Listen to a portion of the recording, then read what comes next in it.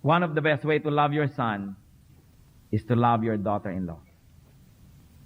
Sapagkat ang anuman na negative feeling mo towards your daughter-in-law, ang magpapasan ay ang iyong anak na lalaki. Anuman ang iyong mga hidwaan ng iyong manugang, ang magpapasan ay ang iyong anak. Kaya kailangan iwasan ang ganyang mga bagay. At sabihin din natin sa mga babaeng, mga nakababata, one of the best ways to love your husband is to love your mother-in-law. Mahal niyo yung asawa niyo, mahalin niyo yung nanay niya. Mahalin niyo ang inyong biyanan. Mahirap gawin kung minsan, pero mahirap din namang hindi mahalin.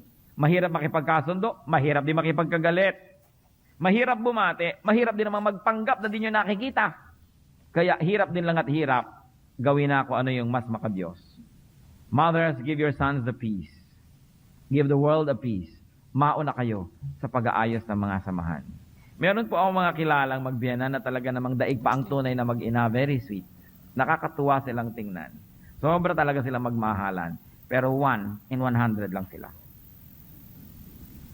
Yung 99, siguro may mga 10 doon o 15 na neutral, okay lang.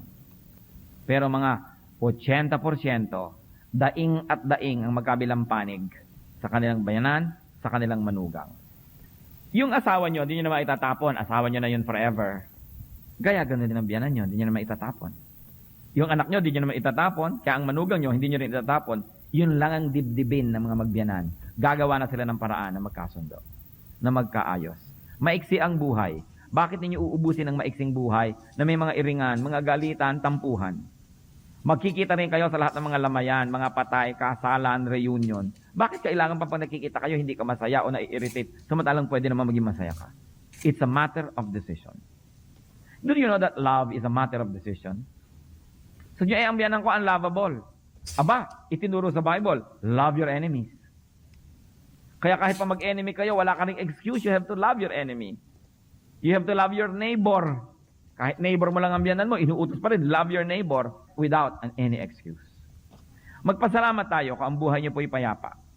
Kung wala kayong ganitong gulo. Pero baka may mga tao sa paligid niyo, ganitong sitwasyon. Paano kayo ngayon magiging blessing sa kanila? Kaya natin ito pinag-aaralan. So at least you can correctly pray for them and with them. And that you can wisely counsel them para ayusin ang buhay nila. Ngayon, lalong-lalo nang mahalaga ang message na to kung kayo mismo yung sangkot. Asawa nyo at nanay nyo hindi magkasundo. Lola nyo, nanay nyo hindi magkasundo. O kayo namang magbiyanan.